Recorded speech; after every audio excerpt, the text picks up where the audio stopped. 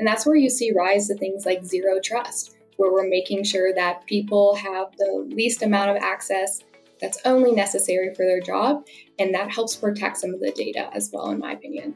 One of which was developing a natural language processing solution to help advance medical research in areas such as oncology, traumatic brain injury, or mental health. Things that are really important to people. This is new to me, and I get the opportunity to learn it for the first time, and I try to enjoy that process and marvel at the sense of wonder and excitement as things come along. And all those little pieces over time, if you're ever feeling a little nervous or having some self-doubt, it helps to be able to go look back and say, okay, no, I can do this. I did this before. I had to learn something. It was hard, and then we got through it, and I can do that again. Jennifer established a standard of excellence long ago that laid the foundation for her success. She received an award called 40 Under 40 Award for individuals making significant contributions to STEM through innovation and leadership. She is an inspiration to a lot of women out there who are trying to break into the product space. So let's welcome Jennifer on 10 Minutes of Hiring Wisdom, where she will tell us about what it takes to be an inspiring leader, what it takes to make such significant contributions using STEM, and how has her experience been working with a top fast company. Hi, Jennifer. How are you doing today? Hi, I'm doing great. Thank you. I'm so happy to chat with you today. Of course. So, Jennifer, just a question. It's a bit a loaded question, but a deep question. So let's get started with it. So, Jennifer, what inspires you on a day-to-day basis? So I'm inspired by the hardworking women and men around me in my team at the BMC Innovations Lab. They are just so smart and so creative, and they're coming up with these new ideas every day that you think, wow, this is going to be the future of technology. And it's really exciting to be part of that and witnessing it happening. My other connections in the field as well are doing fantastic things. They're working at national research labs, advancing AI for anti-nuclear proliferation. They're building new products. It's just such cool things, and I'm excited to be involved in this time in history too around technology. Oh, that sounds amazing. I think especially because you're a leader yourself, and that you're recognizing the people that work with you and the efforts that they're putting into something, that must motivate individuals to work harder, just because I think appreciation at the end of the day, when you're doing something that you're passionate about, just causes people to be like, okay, I'm doing something right. I should go ahead and do something more. So with leaders like you who are very transformational, who support their employees, encourage creativity, are the reasons why a lot of people can feel free, can feel secure to share their ideas. So I'm pretty sure you're doing something right there, Jennifer. So thank you for sharing that. Thanks. Jennifer, next question. What are some of the exciting projects that you're currently working on with your team? Sure. So something I'm really excited about is we are working on some new data ops initiatives to bring some of the power of AI and machine learning to managing data environments. Things like root cause analysis or checking out the lineage of data. Where did this data come from that I'm using to make my decision? And making that just easier for all of our customers. Because if you're working with data or in that space, you'll know that it can be very complex and there can be a lot of moving parts that can be difficult to orchestrate. Okay. I think a follow-up question for that would be there's a lot of data, Jennifer, but there's a lot of breaches that are going on regarding privacy of data and everything. So how do you make sure that the data you decipher, that you uncover, can remain confidential at the end of the day?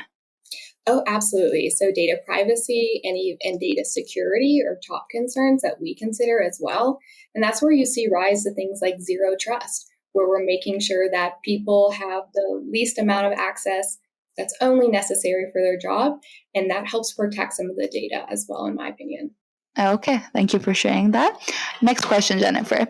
You received an award because of the contributions you made through the STEM field. I would love to understand, what were some of the contributions that you made that you received such a prestigious award?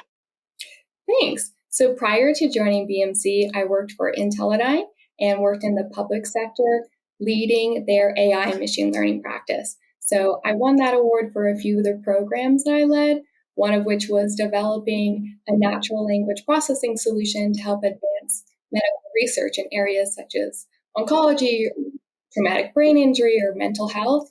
Things that are really important to people. And another program was developing some AI or data ops on ships and submarines, vehicles, so that we can take those steps closer to having autonomous fleets or autonomous vehicles. Wow. I don't know. NLP was a thing that was done previously. I've heard there's been a recent increase in a lot of companies deploying NLP just because it's been a recent interesting topic that's been going on. But you definitely managed to make it work, which is why here you are making a difference in so many people's lives. So thank you so much for sharing that. I think I'd be curious, Jennifer. So usually a lot of tech projects, a lot of tech companies are often male dominated, but you manage to pivot where you're succeeding, you're doing brilliantly, you're leading a team of people. What are some of the tips that you might have for women who often sometimes go through inferiority complex? For example, me, when I'm speaking with people, especially men, regarding tech and everything, I'm just like, do I know this? Do I know that? Even though I've done my research, I know the topic, but it's just like constant self-doubting myself. So how do you overcome that? You seem confident, you seem to know everything, which is something that's very inspiring. So I'd love to understand, how do you make sure you just represent your skills, what you know, rather than focus on your gender?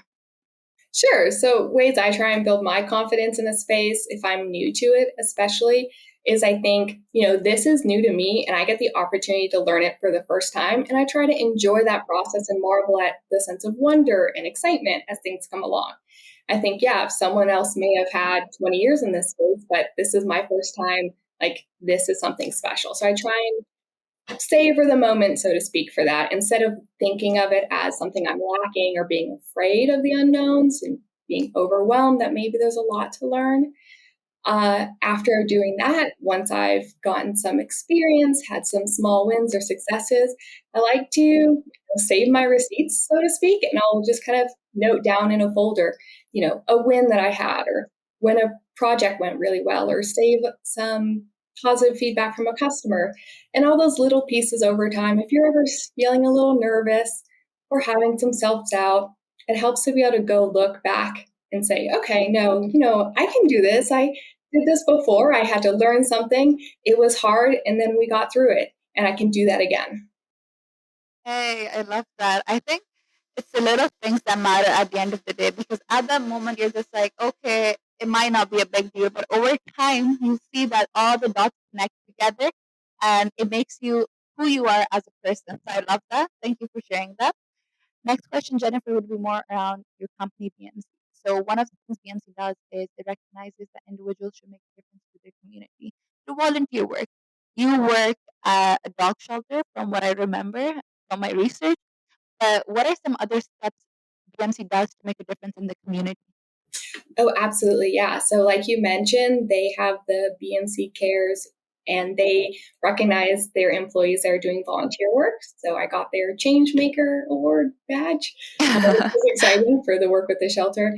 But they also sponsor other events. We had just recently a global move day where we were partnering with He for She to advance, gender parity in the world through movement. So we're exercising or walking or something like that and participating in this event globally to really just raise awareness and raise for that event too. So through their volunteer programs, through sponsorship of events, through other partnerships, we also have BMC Exchange and we have a reforestation partner. So for every registration for exchange, they plant a tree. So there's tons of different ways Hey. they're making Wow. a difference in the world. Yeah. That's definitely inspiring, because I think a lot of these days candidates are not just looking for companies that have a big name that are offering them with good compensation. They're looking for a company that has a purpose, that wants to make a difference. And BMC is definitely on the way of just having these small initiatives that make employees feel like they're part of a community, that they're part of something bigger than themselves, so that they can feel good about going to work.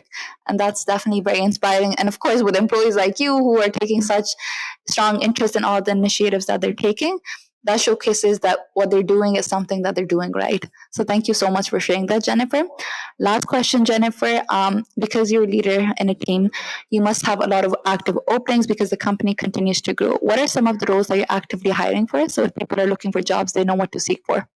Sure. So we have two exciting roles open right now. It's a database administrator role and a lead engineer role. So if anyone's excited about that or interested, they can contact me or check out the BMC careers portal. We have tons of other openings right now, but those are the ones that I'm particularly excited about.